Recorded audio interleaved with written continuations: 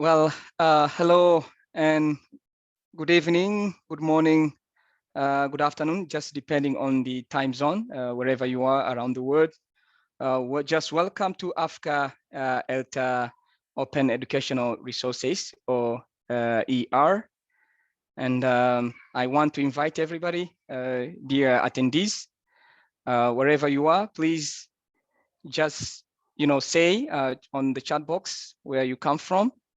My name is Mahamba Sebastian. I'll be moderating this session. And again, you can also use the chat box that we have and also the Q&A segment to send your question or comment. And I'll be the mouthpiece through the entire session.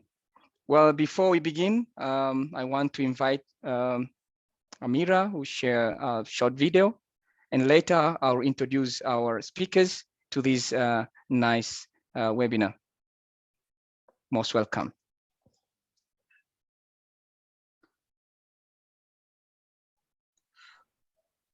Wow, welcome many people. I see them from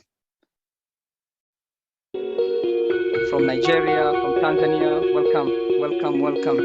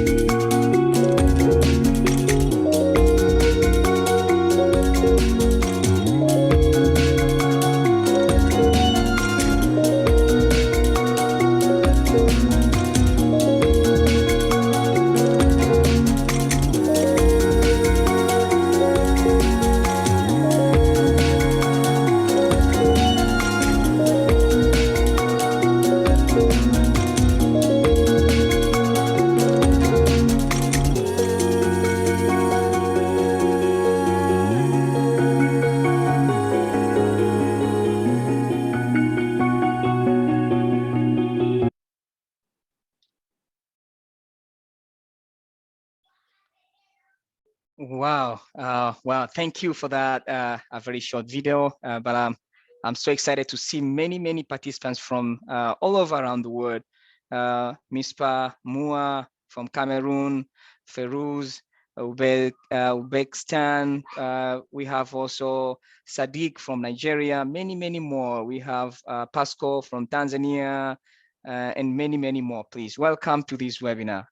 Well, before we dive into great training, let me just invite Madam President Amira will take us through, a very, in 2 minutes kind of housekeeping announcements and other information. And later, I will introduce our speakers to this great event.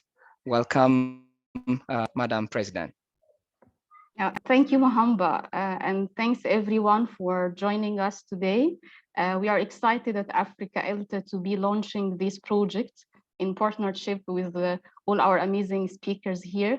And we are glad to have our teachers and members from inside Africa and outside also joining us tonight.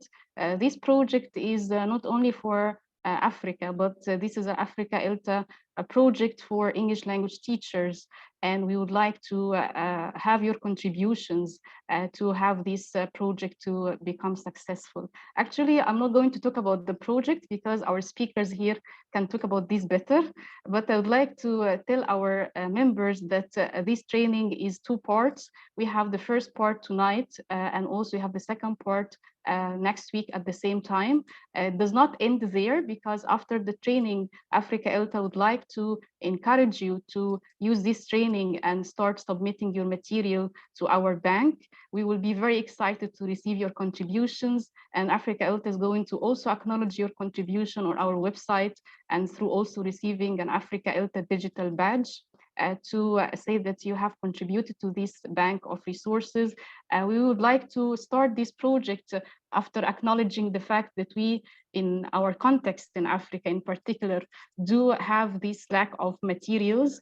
But I also see in our WhatsApp groups in Africa among the different teachers sharing all the time these amazing resources. So we do have like a huge bank of resources being shared everywhere. We would like to have it in one place so it's easier for everyone to access.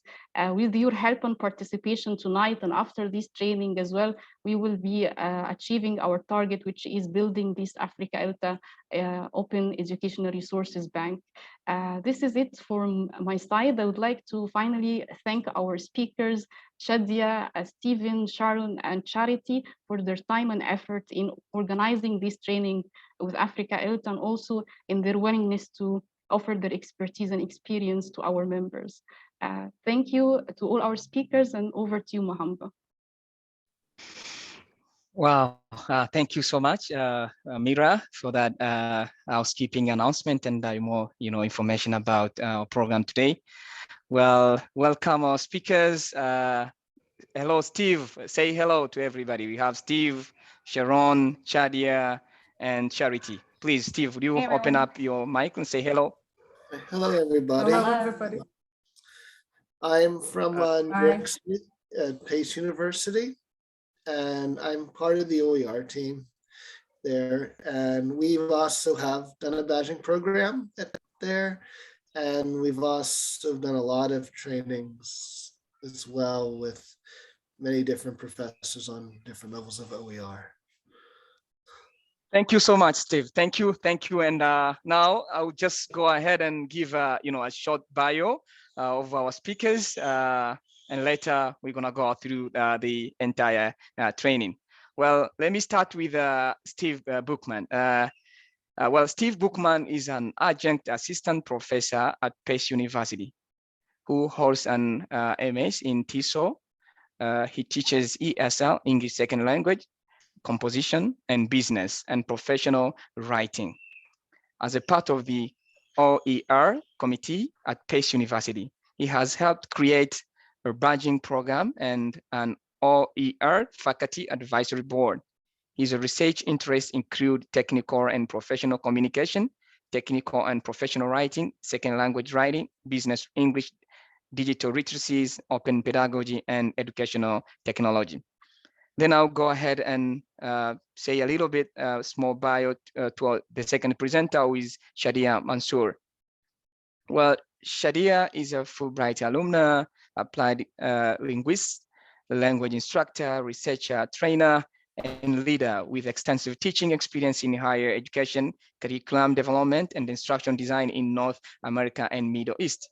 She has held a number of active leadership roles in various professional associations and works on a number of leadership projects that involve instructional and course design for online and blended learning, as well as knowledge mobilization and creation of open educational resources, repository for the ELT community around the world. Shadia holds an MA in applied linguistics in the United States, and currently is a final stage or on her doctoral research in distance educational and online learning. Then quickly, I'll just give a short bio to another next presenter, who is Sharon Chijan Glass. Sharon Glass is an instructional media designer for e-learning division of Sinclair Community College in Dayton, Ohio. She previously taught an ESL in higher education in intensive English program for 13 years. She serves as newsletter for intercultural communication interest section for TESOL International 2018 to 2020, and now currently serves as ICIS Community Manager. Her current areas of interest and research are open educational resource, instruction design, online learning, and intercultural communication. She holds an MA in TESOL and Bachelor of BA in Linguistics and French, and graduate certificates in technology enhanced learning. Well, and my last presenter will be Charity. Well, Charity Davenport holds a Master's of Instruction Technology, was an instructor at the University of Tennessee, ELI for 13 years, and now works at the community college as instructional technology specialist for accessibility. She's an author for 2 ELL OER. It is all Greek to her, actually. Well, she writes, I don't know, a lot of things about grammar. Her areas of interest are open education, digital pedagogy, online learning, and UDL. Well, let's give a virtual round of applause to our 4 speakers who take us through the entire training. Welcome, and I'm now handing over the floor to you, speakers. Welcome. Thank you very much for the introduction and for the great work that Africa ELTA is doing. I learned a lot more about it today, and we're delighted to be here. And so I'll be starting here. And Mahamba, I need your help. I'm going to share my screen. I need your help with the first poll because we'd like to hear from our speakers today various times. So this will be the first poll that we have. So please, if you can have the poll ready, and I will share my screen from here. Can you see my screen? Yes. Yes, yeah, we can see it. Yes, okay. Now I need to move my notes to this screen. Perfect. You'll need to move your notes out of the way, though. So, yep. Can you still see them? Nope. Yep. There we go. So we have a poll that would like you to answer. If you go to the bar, there is a poll bar. So Mahamba can get that ready for us. And the first question for you is, we'd like to know how familiar are you with OER, meaning open educational resources? Please take a moment to answer the question in the poll. How familiar are you? And you have separate different options to choose from.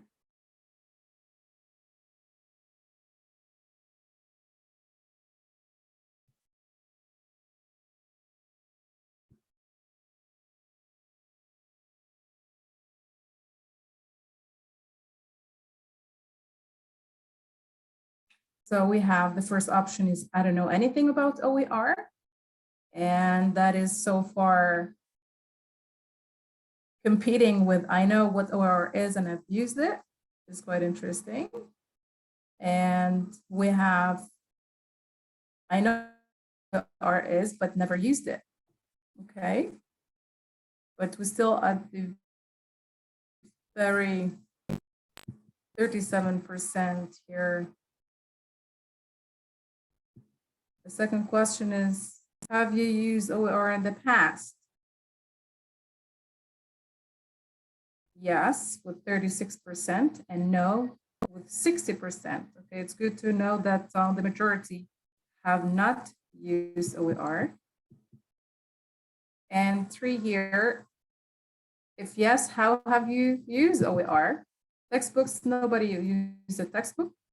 And we're happy to know that too, because there are a whole bunch of stuff that we can share with you about that. Lesson plans, only 14%.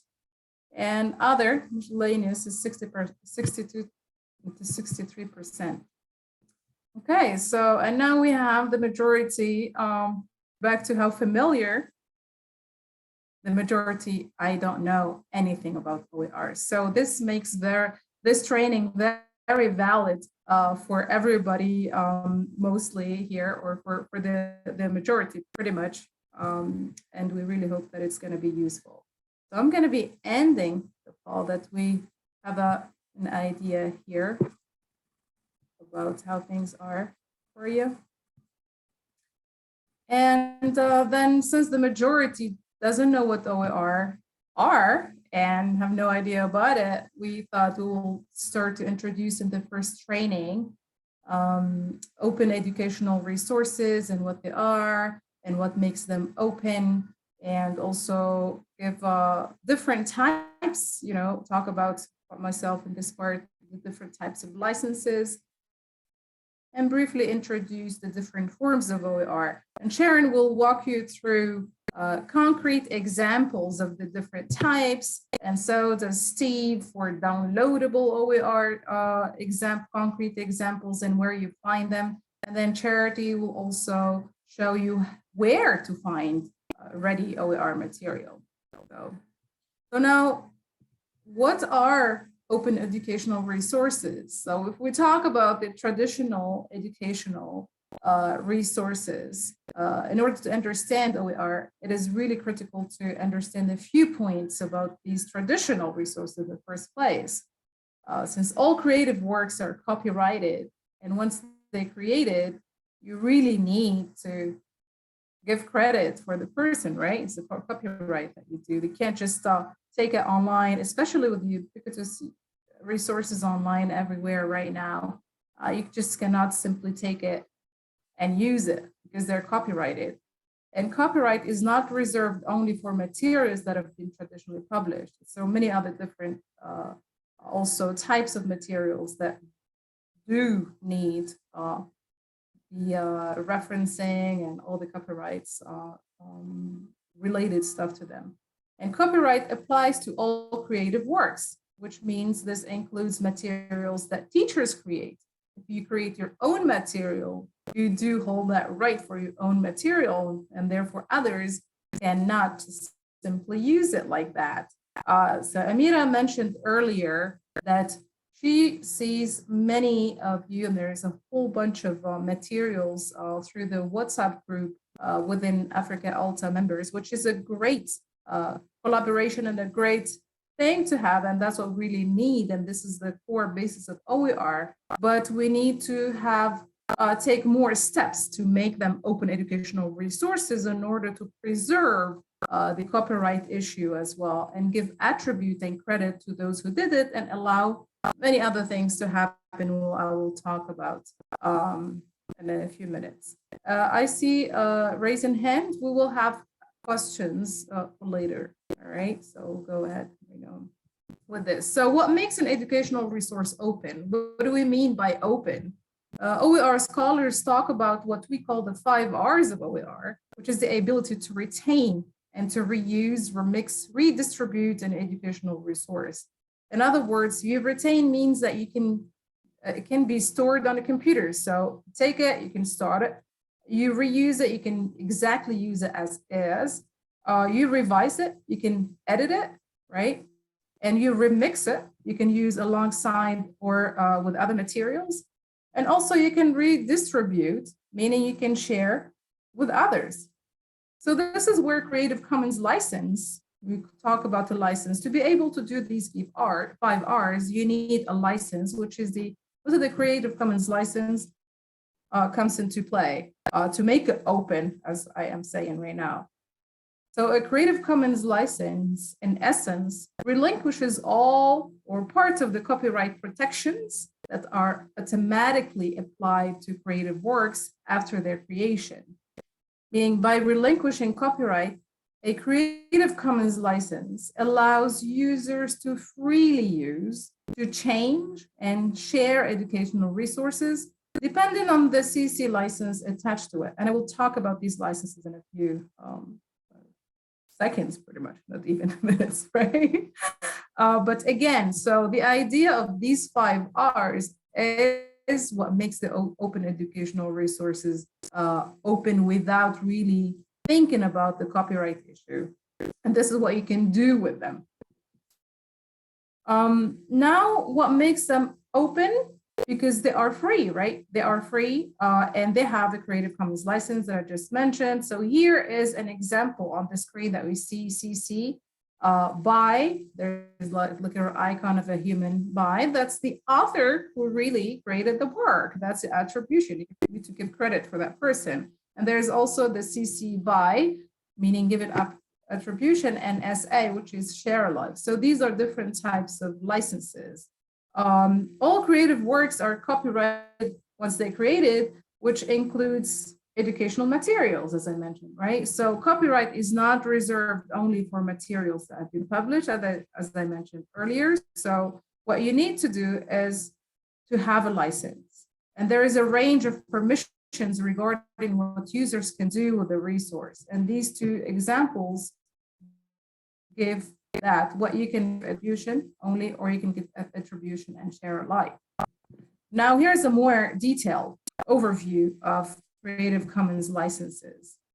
So for educational resource to be considered truly open, they need to be able to 1, be downloaded, 2, to be stored, and 3, to be edited. And if you're working for OER, look for or use CC BY and CC BY share alike licenses. The first 2 ones in red. The other ones, no derivative works, is others can only copy, distribute, display, or perform verbatim copies of your work. And that's a different one. And the non-commercial is others can copy, distribute, display, perform, or remix your work, but not for non-commercial purposes only. The most recommended one is really the CC BY SA license, to allow to give credit for the authors, including yourself or your own work, and or to allow others to freely share the OER, to distribute it, to change it, or to adapt it. And here, there are different forms of OER. Open educational resources come in different forms, right? Later, we'll describe in more detail some specific websites, as I mentioned with Sharon and Steve, where you can go to find OER and share it as well, and provide examples. But for now, I'd like to share with you some of the very basic forms here. You can find textbooks as open educational resource. You can find full courses. You can find PowerPoint, right? Presentations. You can find lesson plans or worksheets, audio files or videos. You can find images, drawing, and illustrations, and we'll share you where to find them.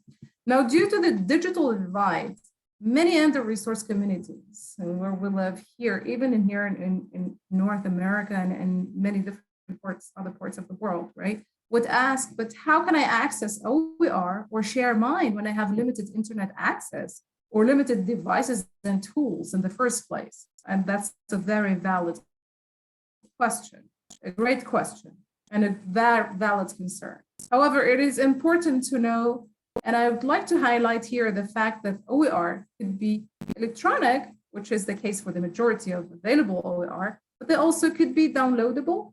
So that would serve those with limited and available digital access, and are even available in hard copies in certain libraries, right? So we'll move right now to the next part here after given a very general idea about what they are and their forms and the licensing and sharing. I will have to stop sharing my screen. Sharon will get in a deeper dive for you, and she will show you concrete examples of some of the different forms that I just talked about right now. For you, over to you, Sharon. Thank you, Chadia. And I'm just going to pick up where she left off. So Chadia did a really good job of explaining what open educational resources are, especially with those 5 R's. And now we're going to take a look at some examples. We're going to move from individual lessons all the way to a full course. And for the first example, I'm going to kind of walk you through what I'm thinking as I'm looking at this resource. And here are the questions that I'm considering. First, I'm considering what type of resource is it? Is it a web page? Is it a textbook, a lesson plan? What exactly is it that I'm looking at? I'm also going to look at what type of Creative Commons license it has. And then just in general, what do I like about it personally as a teacher? And then what would I change or not use at all? So the very first example, is here. Depending on how you are viewing this webinar, if it's useful for you to use that QR code and go directly to it, you can do that. I'll give you a minute to do that. And I am going to get out of this. Let me give you a minute to grab the QR code if you're going to do that. And then I'll just open up on my screen for the other people that want to view it here.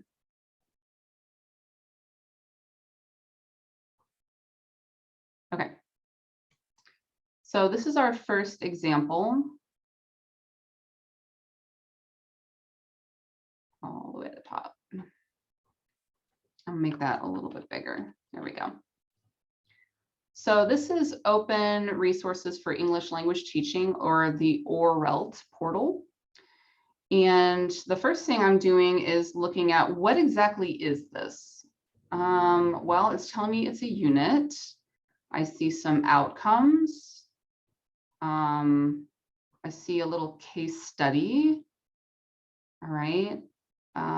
A description of an activity. So as I'm looking at this, I'm thinking, okay, this reads a lot like a teacher's manual.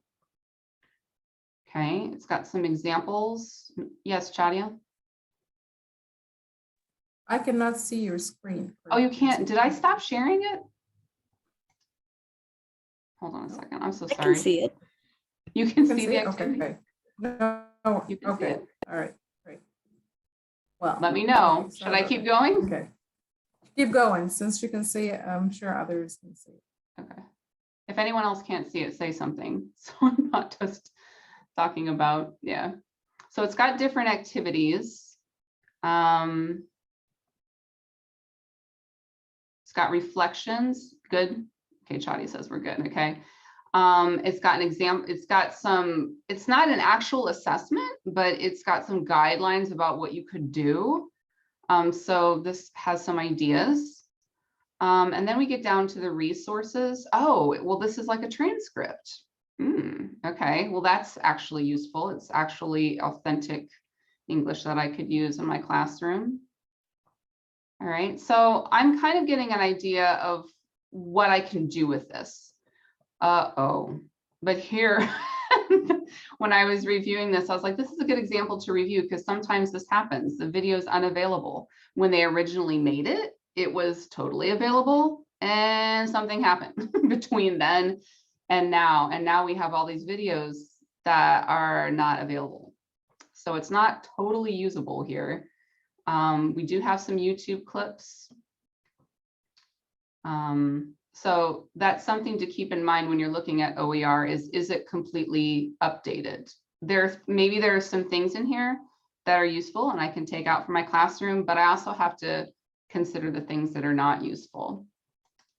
The second, oh, I did not take you to, sorry if that's making anyone really dizzy. I want to know about is Creative Commons license, right? So I didn't see one of those squares where it said CC BY. So I'm gonna look here and see if this will tell me anything about its license. And then here, where is it? Is it here? This was for more information about their, I think it was on here. They told me all the way down here, Commonwealth of Learning content is under CCSA, share alike. So that's where I find out about its license. All right, so we're gonna go to this one, which is a module. Make that a little bit bigger. If you want to use the QR code, you can grab that.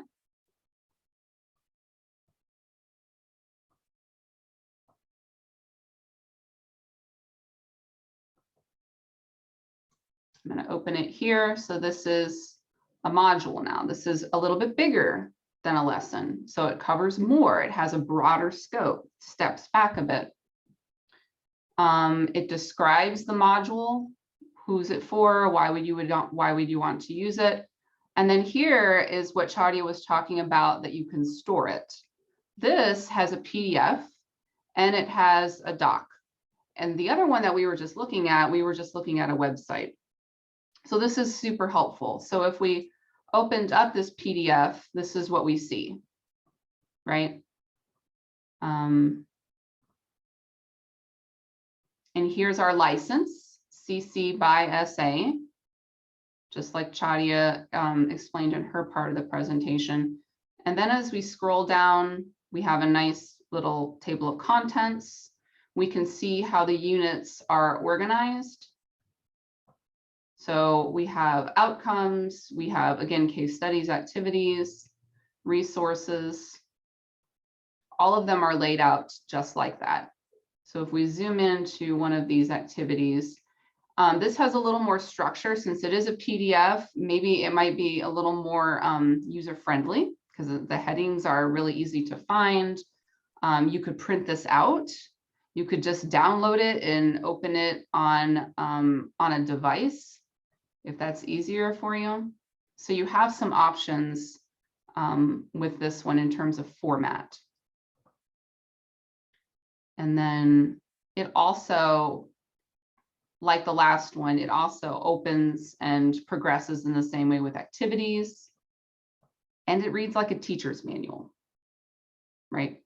So you're not going to be printing this stuff out and giving this to students. You're going to be using it when you are teaching to help you design what you want to do in your classroom. But that's not what all OER is. Some OER is actually things that you could hand to a student and they could take a test or do a worksheet.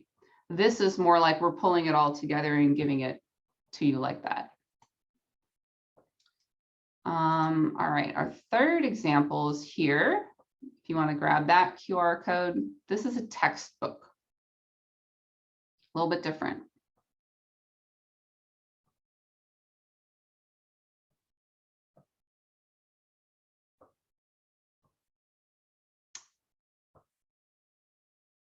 This textbook is here. So that link takes you here. And we are looking at communication beginnings and introductory listening and speaking text for English language learners.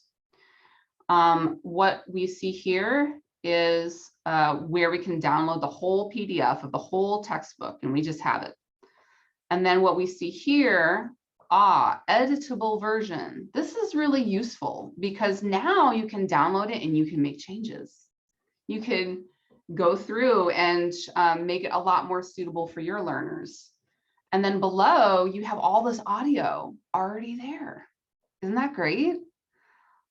So you can just download those things when you're close to an internet connection, have them all there. You can store them, and then you can use them when it works for you. In terms of license, when we keep going down, we see the license here. This is CC by NC, non-commercial, which means that they don't want you using it to make money. So we all know that teachers are in this to make money, right? Anyway, and then I wanted to point out here that, where did I find that? You can, oh, here it is. Let me make this a little bit bigger because I know that's small. If you are an instructor adopting or adapting this textbook, please help us understand your use by filling out this form. So if you are going to download this and you are going to make changes and you are going to use it with your students, they want to know. They want to know, hey, I'm using this in Tanzania. I'm using this in Nigeria with business students. They would love to know. And so you just click on that form and let them know. And the reason that they want to know is because so many OER practitioners are trying to gather evidence that people are adopting and adapting OER textbooks to their local context. It's super, super, super important. Okay, so when we download this textbook, now this is what we're looking at. We have our license again. And then we have a nice table of contents. We can see that it, once we get down to the actual like meat of the book, we have a vocabulary list. Then we have a chapter that progresses from kind of a general introduction, like here, oh, we're learning English at a university. We have some listening practice, tips, more vocabulary. We learn about syllables. So we have a very nice overview here at the beginning. And if we jump to kind of what the actual textbook looks like, so this is like a lot of listening textbooks. You get, oh, we're learning vocabulary. Let's use it in a sentence. Oh, we're learning about syllables. Let's listen to syllables. And then you can play that audio with it. And then you have, looks like, maybe a little bit of a grammar practice or vocab practice, a listening activity. So this is really similar to a lot of listening textbooks that your students would pay for or that you would pay for, and this is free. And you can edit it. That's what makes OER so awesome. And lastly, we have, let me close this out. The last example I want to share with you is this course. So I'll give you a minute to grab this QR code if you want. And this last one is a whole course. And what I mean by that is now we're stepping back with an even broader perspective. You have, this is basically going to be the skeleton for a whole course that you can have for free. And this is what the course looks like. This is through MIT OpenCourseware, which Steve is going to talk about in his section. You can get the syllabus. It gives you the description, what people need to take before, required readings and videos, how they do the grade breakdown. They've done it all here for you. My favorite part of looking at this course is that for the assignments, they have guidelines, but they also had, let's see,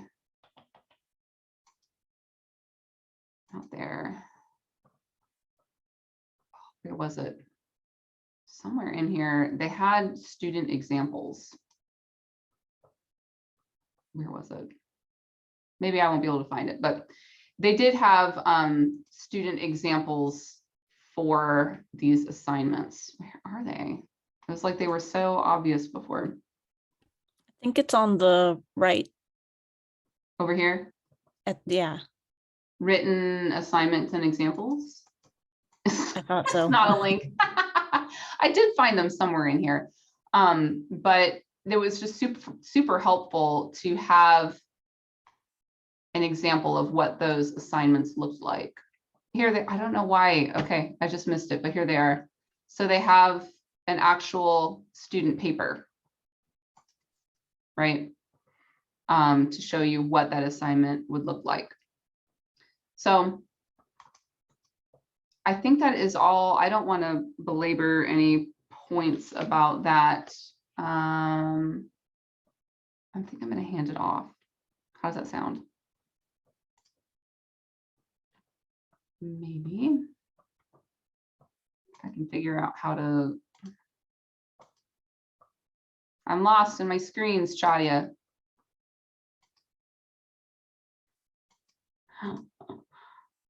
Oh, there it is. Okay. Ha!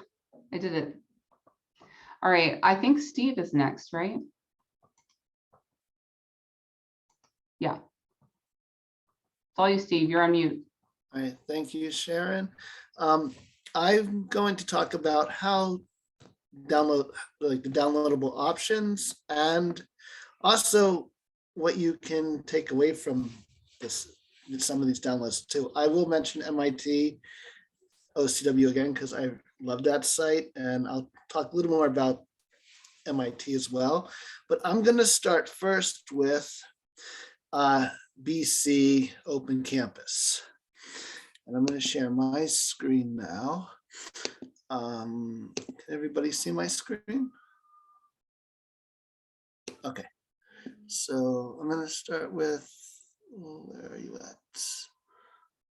Oh, here it is. Okay. This is BC Open Campus. This is out of British Columbia. And this is an OER textbook website. And this is one of my favorite sites to go to. I use my technical communications book from this site actually for my class. And the nice thing about this site is, one, they give you lots of videos, especially on how to create OER materials. They host lots of webinars.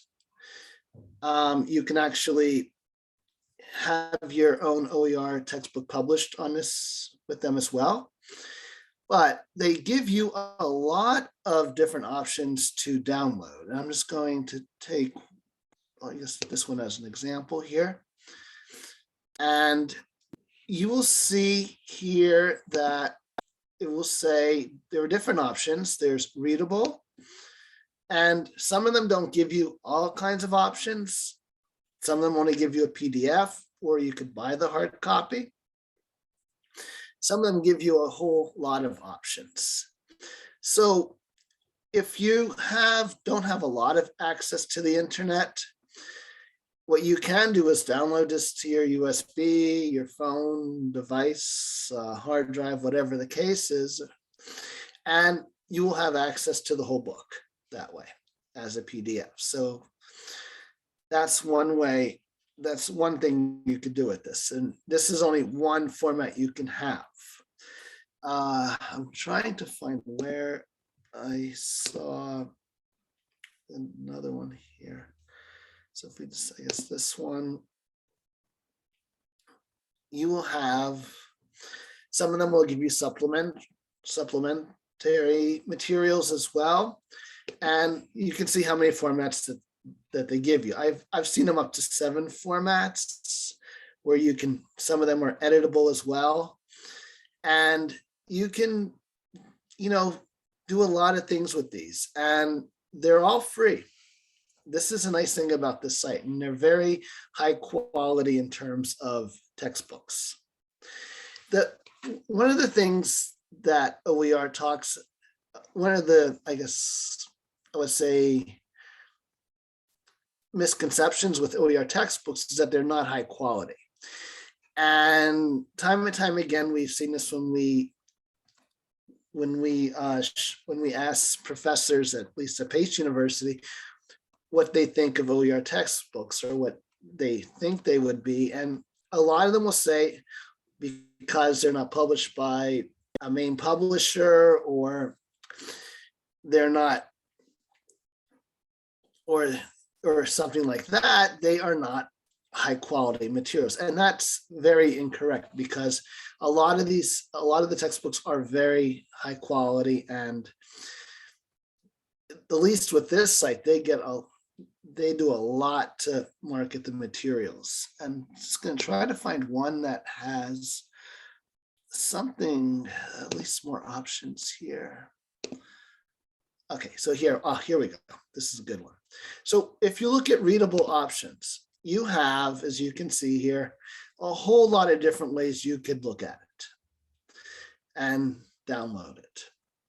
And you have print, you have present, you have all kinds of ones here. And then you even have editable options.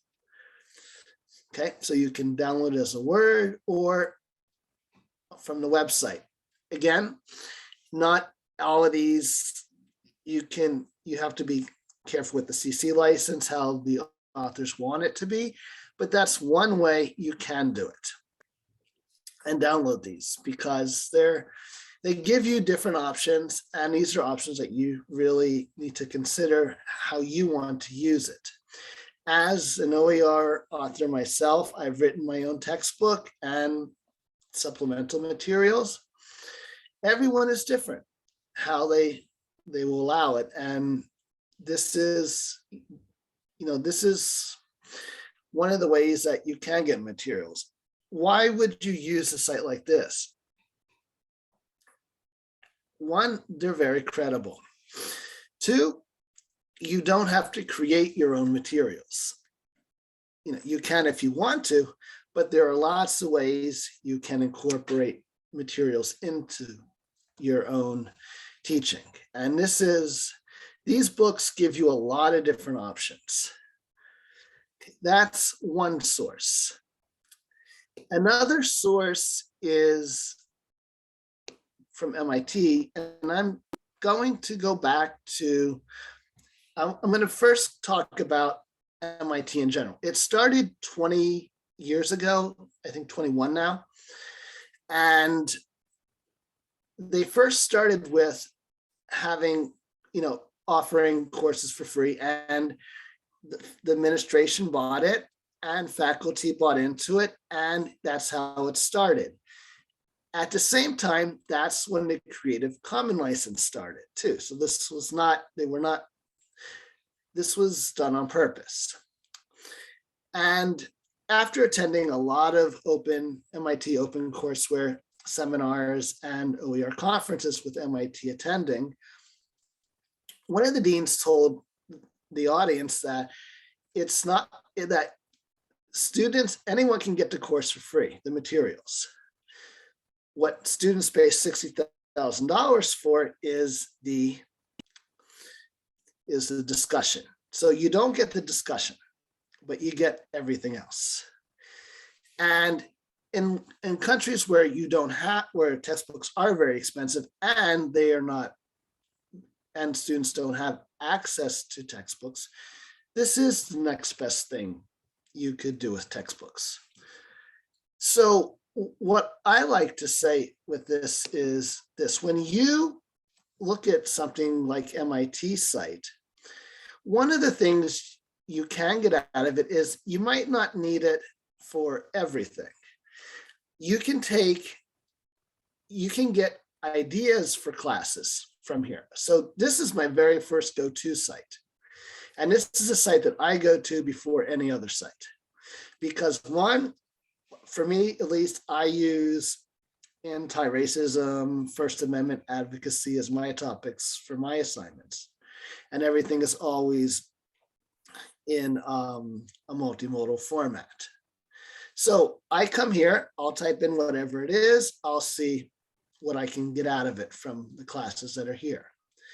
It may just be some of the materials, it may be it may just be one things, but they give you a lot of different options here. And not all classes are on here, but you have a lot of good ideas you can get, if nothing else, from here. And you have books, there's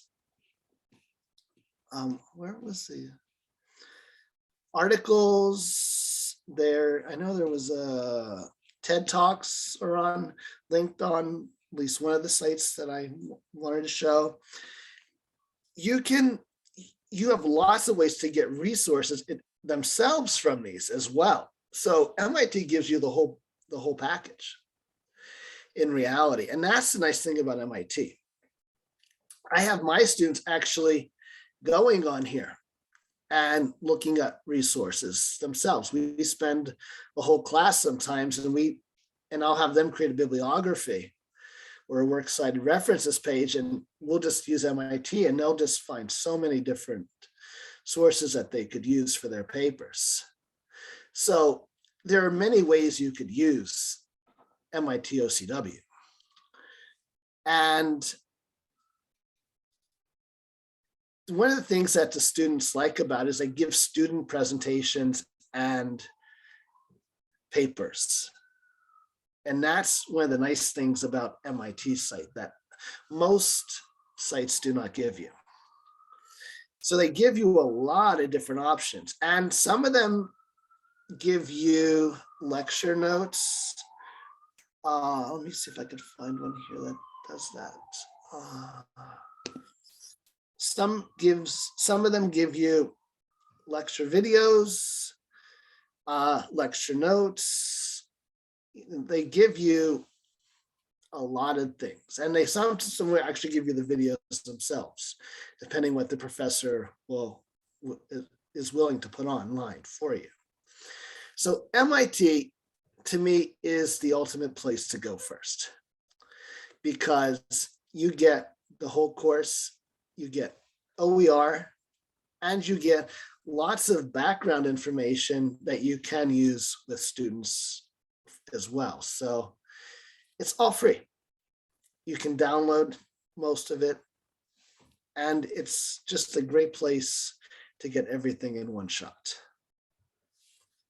Now, MIT is not the only place that does this. There are other places like Core Econ, COREECON, for economics, and they will give you a whole range of economics textbooks for it, for those of you in business English.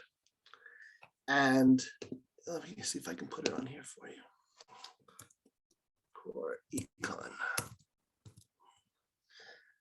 So if you go to, say, to Core Econ, they give you a whole range of everything from the most basic economics textbooks, all OER, all free, all downloadable, to advanced courses in economics. So there are sites that do this. This is only for economics. These are all, and it's really, this is one of the biggest fields actually in OER right now in terms of business, is the economics part. And these are very high quality textbooks as well. If you go to most OER conferences, this is the one thing that's always gets brought up, is economics with OER textbooks. Most OER textbooks are for introductory courses, most of them. The majority are not for ESL. That's where our field lacks. And that's where we can make a difference, through with OER and ESL, is more textbooks. If you're willing to create your own, that is. Charity can tell you as well, it takes a very long time to create a textbook. It's a lot of hard work, and it can be very frustrating at times, but it's very rewarding. And although it's free, you do not make any money. We all are in teaching to help people. And this is one of the ways we can help people and other fellow teachers and professors as well. So this is where textbooks really do come in play for OER. And since there are not as many, it's something to consider when you create OER materials, and I will say, creating an OER textbook is a lot of work, a lot of time, but you can really get a lot of satisfaction, and you can help a lot of people at the same time with it, and you can increase what we have in the field for it, which is very few right now. And it's one of the ways that you can make the biggest contribution right now to OER for ESL materials, is through textbooks. There are sites like Merlot that give you lesson plans PowerPoints, things like that. But there are thousands and thousands of them on there. But textbooks are where we really can make the biggest difference, in my opinion. Okay, so that's one of the ways you can download OER texts. And I honestly feel that, every state in the United States, at least, has an OER repository for textbooks. Ohio, Tennessee, New Jersey, New York, we all have them. Hawaii, every state has an OER repository, a state one. Universities all have one nowadays as well. So there's no shortage of finding textbooks. It's finding ESL textbooks. That's where you're going to find a shortage. And this is where the biggest contribution can be made. So with that, I believe Charity is next. And do you want me to share, or Chadia, you want to share? Me? Okay. Yeah, you know it. Yeah, it's easier with all these screens in here. Go ahead. Okay.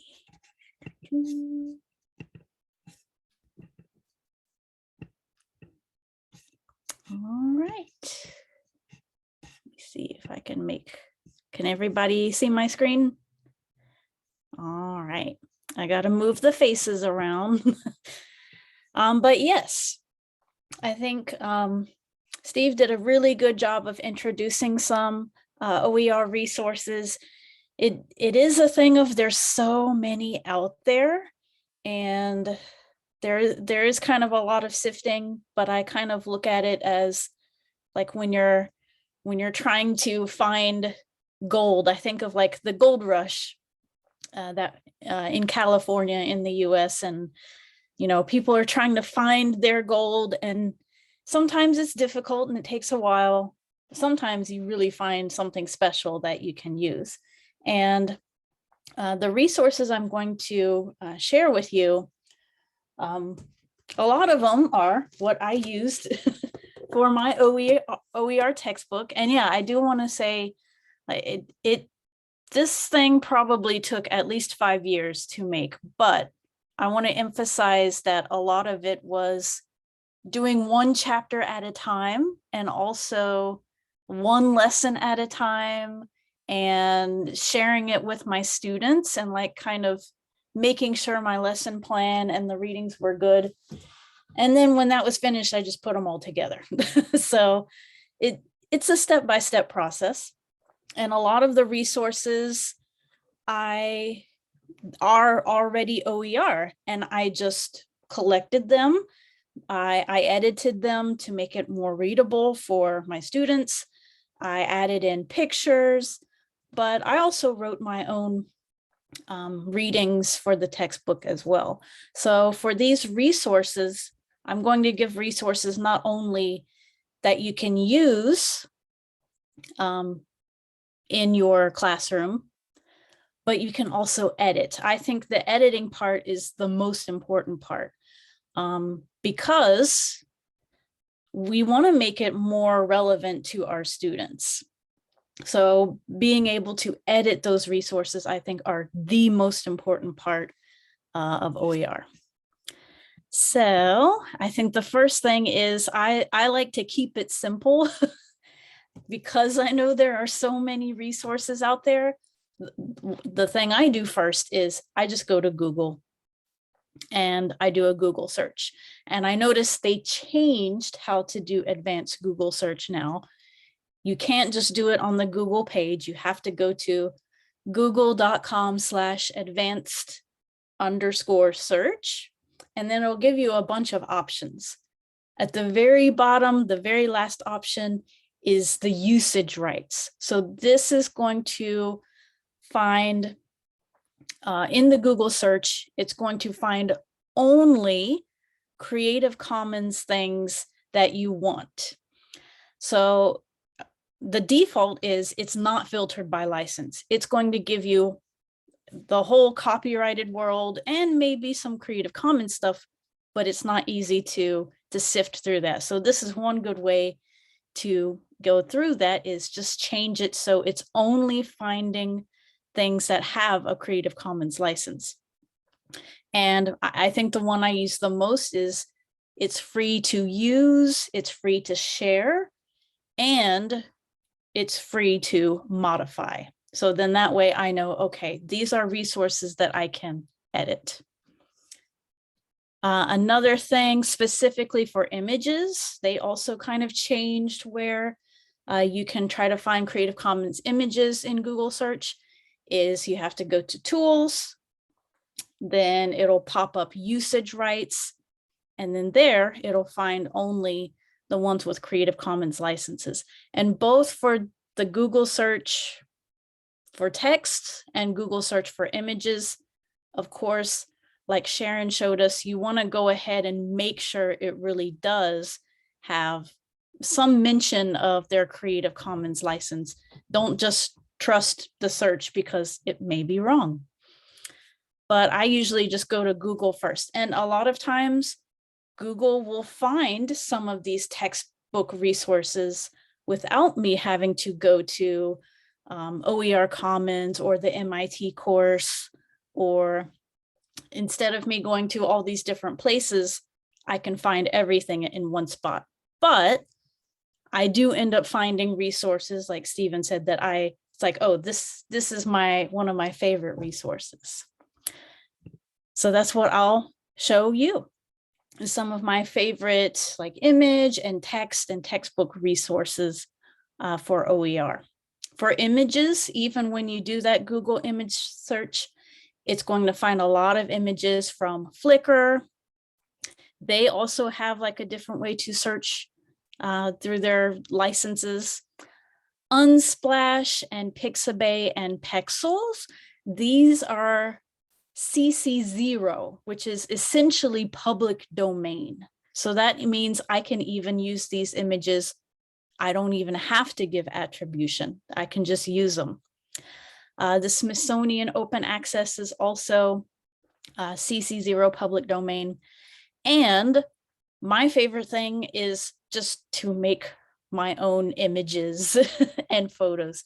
Like Chadia mentioned, as soon as we create something, it is copyrighted and I own that copyright. So when I take a photo, I'm the photographer, I own the copyright.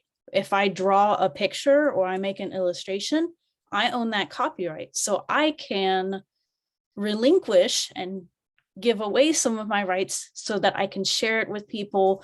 Other people can use it in their classes and they can edit it if they like. I put the little asterisks here because I need to remember, especially for photographs, there are different laws considering photographs. A lot of them are saying like, be careful about taking pictures of people in public. In some countries, that's illegal.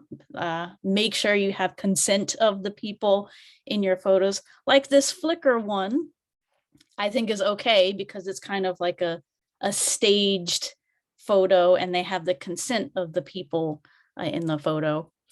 And don't take pictures of copyrighted stuff and try to say, oh, I own the copyright now, or it's a little tricky. A lot of the pictures that I use are either of buildings or statues, things that are in public, or just objects. I think that could be really good, for example, for building like a picture dictionary that's open or something. Like I can take a picture of this pen and then that's okay.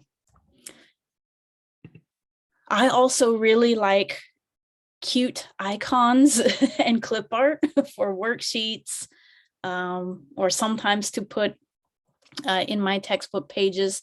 There are a lot of places to get really nice, cute icons and clip art. Noun Project is CC BY. If you buy this subscription, then you don't have to do attribution. Flat Icons is also CC BY. And then open clip art, public domain vectors, and SVG SIL are all CC0, so they're essentially public domain. For text outside of textbooks, I think a lot of people, I don't know if a lot of people know that Wikipedia is an OER. And that has been very helpful for me because Wikipedia has a lot of good information. It's kind of crowd written, so it may be for an English textbook, it's not that great, but I can edit it. So a lot of times I'll take bits and pieces of information from Wikipedia. I'll put that together, organize it how I want, and then I change the language to make it easier to read and make a really nice article from that. The conversation is a really good resource. It's technically not OER because I can't edit it, but I can share that with students and I can print and have it in my print textbook. Open Democracy also is a great resource. Project Gutenberg has public domain books, so full books, full novels. My favorite public domain book is The Wizard of Oz. So I'm glad I can just give that to I can print it out and give it to my students. They don't have to worry about, losing their book or paying for this book. And also EdTech Books has a lot of good teacher professional development, both for ESL and like technology. I think that's a really good resource. Textbooks and class materials, a lot of these we've already mentioned, the MIT OpenCourseWare, Merlot. Lumen Learning is really good. Open Textbook Library, OER Commons, OpenStax, LibreText, all of these are kind of somewhat similar. Most of them focus on textbooks. And a lot of times when I do the Google search, I can find things from these other resources. Sometimes it gets more difficult. OER Commons is usually where I have to go in and try to do a search on my own. And lastly, I think audio, is really important if you want to make videos and you want to have some background music, but then have background music that you can legally use. There's FreePD, Jamendo. Those two have like music. Sound Bible and Freesound have sound effects. So if you want to make a video and I don't know, have someone going woohoo in the background, you can find open license sound effects for that. And then LibreVox is kind of like the Project Gutenberg. It has public domain books, but LibreVox has audiobook versions of those. So I think those are really good resources, both for finding OER to use in the classroom, but also for, like Steve said, like finding some inspiration, or it's like, oh, I don't want to use this whole textbook, but this chapter is really good. And you just use this chapter and you find another source. And I like, it's like a buffet. You can pick and choose what you want. If you don't like it, then here's another food. Or maybe it's okay, but it needs some more pepper. Then you can add and adapt it to whatever you need for your classroom. Awesome. I have the next slide. One thing I just wanted to jump on what Charity was just saying about audio.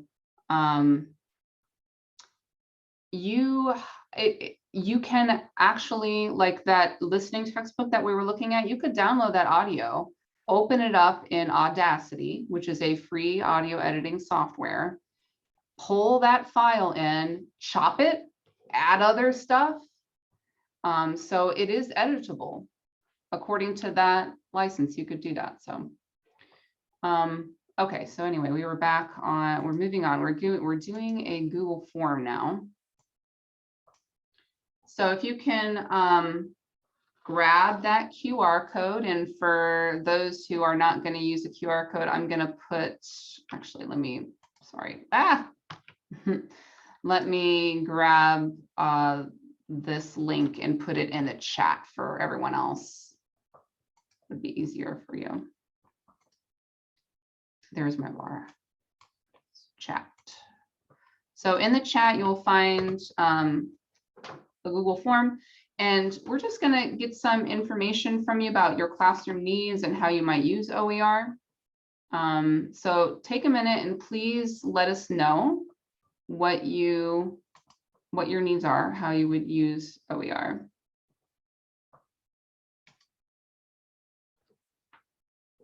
And I will display the results up here on the screen. I'll give you a couple minutes to do that.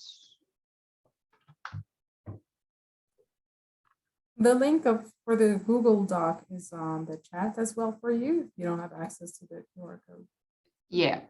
Yep. The link to the form is right in the chat if you can't get the QR code. So there. In the chat. On the link. Yep. You see it? Yep. Yep. A lot of people have been asking about, well, maybe not a lot, but a couple people have asked about, what if this OER is not suitable for my context? And that is a really important question. And it's very likely that you're going to get something that is like, this is not even, my students are going to be like, what are they talking about? That's why it's important to find an OER that you can edit so you can make it useful to your learners. Give them a situation that they're likely to encounter. Use names that they're familiar with. That's what makes OER so great, is when it is really OER and the license allows you to change it, you can make all those changes and adapt it to your learners. And that's why also it's very important for us to be doing what we're doing right now.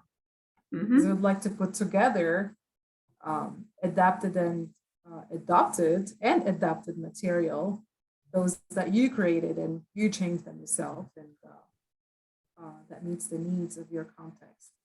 How do I? And you could also have students involved in creating OERs with you too. And that's a whole other way. So yes. There are lots of ways you can get students involved, and students love that. I do that all the time with students. And they actually really like the idea of that too.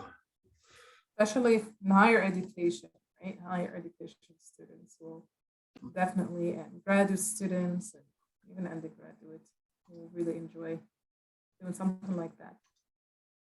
But yes, if it is OER and if it is good quality, then it is very user-friendly. It has all the info for you right there at first glance to see if you can use it or not in the first place. And that's one of the very important steps, a very early stage of the step where making your own OER. I need to see it. I need to see the information right there. Next week, we'll talk about it and we'll see concrete examples for that, about that. All right. How are we doing, Sharon, with the— We have about 8 responses. So we have 65 people in this room. So I know there are people that are working on this form. I want to give them a little bit more time to fill it out. Another question that someone had was about, how do I get a CC license? Like maybe you're making your materials and you want to put a Creative Commons license on it. You can go, I'm going to put it in the chat. You can just get one of the Creative Commons icon licenses. Yeah, actually next week we'll be showing you how to do it. So we'll show you an example of how to actually do it. Yep. Oh, so. We're up to 13 people. Come on, 65. We need more. How about when we get to 15, I will start displaying what we have here. Any guesses on how people might want to use OER in the classroom? The most common one, top 3. Top three, yeah. Top three. Gotta, Chadia thought that a lot of people were going to pick that first choice to access the basic English language teaching materials. Like I just need material. We'll see. It's not number one right now, Chadia. Is it? It's not number one yet. I mean, it's a top one, but it's not number one. Okay. All right, we're at 17 responses. So let's start looking at what people are saying. And if you're still filling it out, that's totally fine. Take your time. So we have 18 responses right now. And right now the top response is to access materials that are more suitable for my students and my teaching. Right up there with for inspiration to create my own materials. Man, I'm right there with you, because when I was teaching, I was like, well, I don't know what I want, but this is a pretty good jumping off point. Now I'm going to take this and make this a little different. That's great. I wasn't there yet. I was like, I want to have ready things. I want to turn mine into something, right? But you're right. I mean, a lot of people are just looking for, I want English language teaching materials for my class. I need these to teach. Mm-hmm. One of the less common reasons to access a higher quality textbook, that's less of a concern than it is to just for how to create my own ideas for creating my own, which is nice to know. We're at 24 responses. And creating my own is grounded in the fact that we need more suitable material. Why would I create my own if I really have something that is really suitable? Yeah. Right, in the first place. So they're tied together. Right, and these the traditional resources that are being published, if they don't have a cultural understanding of, you know, your specific context, you're not going to be represented. It's not going to be totally suitable for what you want. It may be really high quality, but your students might be looking at it being like, what is this? You know, some of the top needs people are saying, assessment, just practice, just things for students to practice. Finding materials and resources I can share with others, or for teachers who don't have access to those things. Some supplements. I want materials that will fit my context without change. This is why it's so important that Africa ELT have its own repository. Because if you have people within similar context to you creating stuff, it's going to be more relevant to you than you getting stuff that was created in Canada or Australia or North America, right? If we can generate a lot of interest from teachers in your area and they're creating stuff that's really good for Tanzania, like that's a huge benefit to you. But what it requires is that everyone give a little bit so we can get a little bit, or maybe get a lot, you know. It's that culture of generosity that we're trying to create with this. Absolutely. And also, even if you found something that is totally not in your context and you already made the changes, then you can follow the steps, right? And making it open and giving it a license and make it user-friendly, right? And put it right there for others. You've already done the work. Why would we double up the work or triple more than that, right? So it's ready. And also for those who taught in a particular context, since we're talking here about Africa ELTA, if you are outside of Africa, or if you know about the African context and you're teaching elsewhere and you already know the context and you've had material that are suitable, then you can also contribute to the repository. And same applies for, you know, hopefully we'll have other repositories and at, you know, your own localized context. So basically it's all about sharing, knowing the context, localizing, making the changes, being generous, and also benefiting one another, right? Is that good for you, Chadia? Are we ready to move on? Yes, we can allow time for questions as well, which is great. So Where are we right move now on on this? to the next Poll. We're on the poll now. You want to pick it up? So we're at gonna that move. slide? Yep. I will share my screen.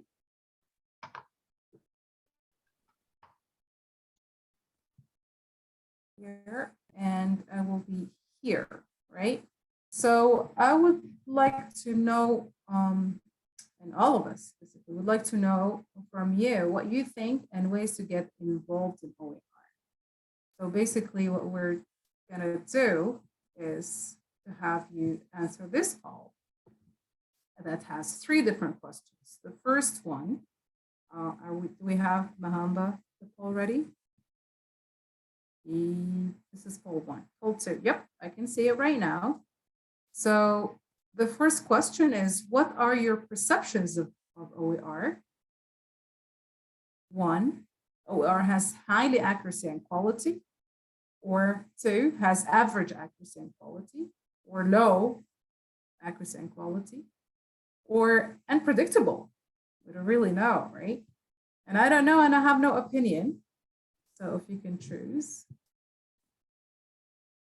from question 1. Then also question 2, how might you use OER for instructional purposes, or for professional development purposes, or for student practice outside of the classroom? Okay, so before I jumped into the second question, let's do question 1, options, and then question 2, options.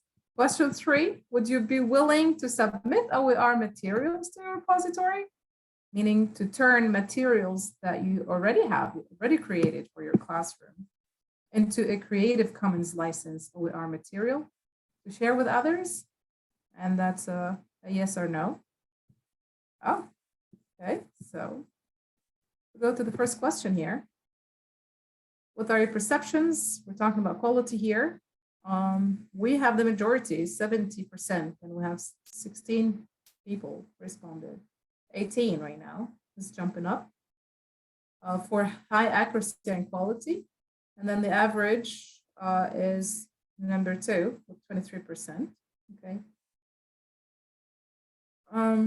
Unpredictable also, quite a few people. But there isn't a consensus here, an agreement of high accuracy and quality.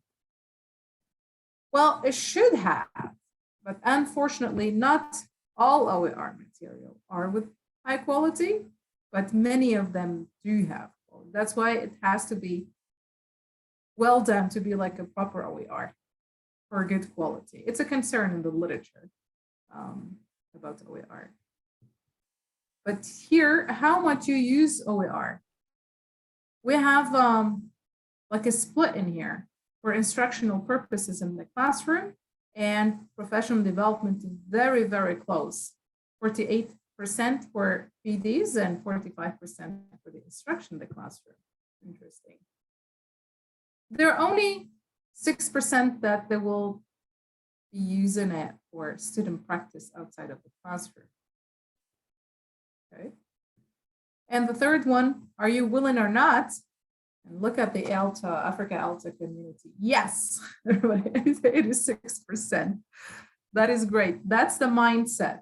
And I do remember we had a speaker about OER, Dr. Deutsch, and she has emphasized, she's an expert in OER as well, the mentality. It's a mindset. You cannot get anything done and progress in terms of OER if you don't have that mindset of sharing and benefiting all together at the same time by doing all of this. Well, thank you very much for sharing with us your opinions, and this helped us really well to understand your perceptions and your needs and your intentions regarding the Open Educational Resources Repository for Africa ELTA. I will end the poll right now. I didn't share the results the other time, but here, if you want to have a glance at them, I'm just telling the truth. Just kidding. right here. Okay, so what's next? What is next? So Amira mentioned, President of Africa ELTA, that the whole purpose of Africa ELTA OER Bank is to put together the shared resources that you're already doing. You are already doing the big chunk of the work. It's there. We just need to reorganize, redo things, reorganize and rechange and follow the guidelines of OER to turn them into OER. So basically, it's not only about sharing though, but we need resources that are open, that are licensed, that offer quality, and that are easy and friendly for others to use or adapt and change to their local context. So this adaptation of what you share among you and putting it into the OER bank is crucial for the idea of localization of OER that Sharon talked about many times, and all of us, Stevie, Charity. Localization is the need right now, even in the literature of OER. And that's a big gap. And it would be great that we together, right, kind of narrow that gap a little and create local OER for your context, right, of Africa. So to have materials that fit your context and needs. So where are we now with this project? We are at phase 1 of today, which is what we're doing right now. 2 days of training. Today is day 1 to know more about OER. And day 2 to actually learn how to use ready material that you already have as a start and turn it into OER. So you're gonna be joining us next week for that, for concrete examples. What is next? So we're working with President Amira and the Africa ELTA Board of Directors on logistics and the process for the repository. And it will be accessible through Google Drive, a separate drive for it on its own. And materials will be received and reviewed through a submission process. That process includes a form on the Africa ELTA website for you to fill out and a specific email to which you will be submitting the material to the repository. And your material will be reviewed by OER reviewers committee experts that know about that. And also once accepted, you'll be notified and it will be stored on the OER repository. So those are accepted. All the accepted materials will be organized for easy access. So try to make it friendly and easy to access. And then the success of all of this though depends on the quality contributions and also the steady user base. We need more, we need traffic on the repository, right? And also growing awareness of what it is and the use of these OER across the membership. Okay, and that's it for today. I think right now we can open it for questions. I'm going to put the link to the slides in the chat because I know people have been asking about that. Perfect. I just would like to add that we at Pace University, we have a faculty advisory board, and that has greatly helped getting OER submissions. Mm-hmm. And, because you can get more people to speak to others about it, it really does help. And it's actually propelled our badging program tremendously. So that's another way to do it too, is really just have like a group of people who can really get the word out. Absolutely. It is, we are at the early stages right now. Stephen, as you know, we talked with the boards, directors and the president of Africa ELTA regarding finding reviewers or maybe training reviewers at some point as well. Providing a training for how to do that so that we can have like you said, a board or team of reviewers, or a group of people who would be specifically only doing that. For now, we're the 4 of us only starting, but we really need help. So if you know about OER, reach out to us. you know somebody, but will be also, there will be a call for contributions, for reviews, and also I think the trainings are important. Coming next, forthcoming. President Amira, where are you? But the advisory board could also be just to spread the word too, because we have a lot of chairs on the board that just really try to get the word out about things. So it's really could be a number of ways you could use them. So there are questions. I think we're done, Mahamba and President Amira. We are open for questions. It's time, but we can, I believe we'll spare a few minutes after right now, because we started the actual presentation 12 minutes after. I don't know if you're Sharon and Charity and Steve, stick like for 5 more minutes for questions. Yeah, I can do that. Yep. So there we go. I saw people raising hands. I see one question here. One needs to register in order to have access to the materials. But Basena, Talba, I don't know what you mean by register, but this is for, as President Amira said, for the Africa ELTA community at large, and also for the ELT community at large, right? That's the whole purpose. It's open access for everybody. So if you're a member of Africa ELTA or not, you will have access to this repository. If you have questions, and yes, please. Yeah, I just wanted to say that even like after this training, we are going to be posting the recording on our YouTube. So Africa ELTA members who are not able to join us today because of connection issues, we are going to be posting the recording and sharing it with those who registered for the event.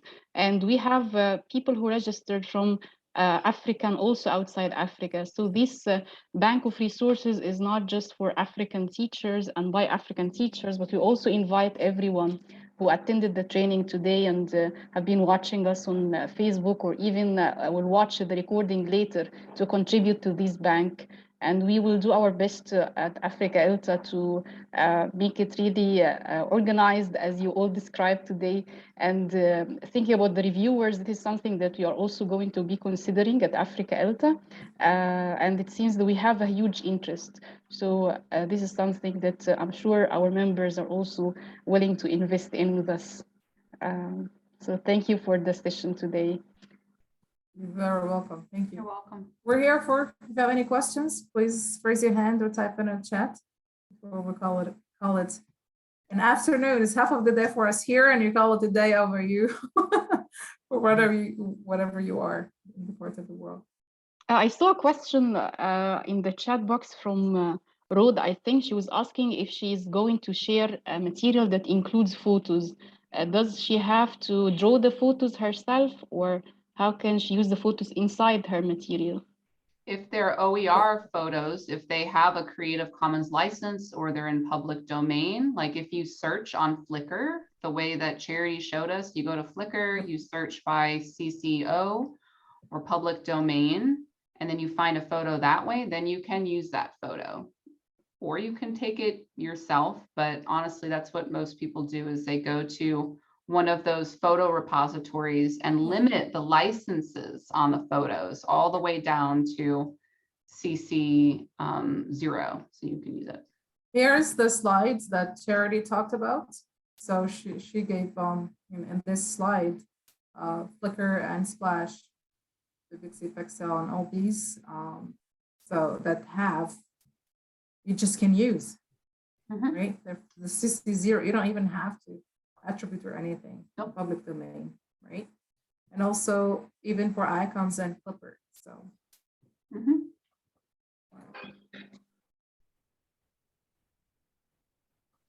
any other questions? Good.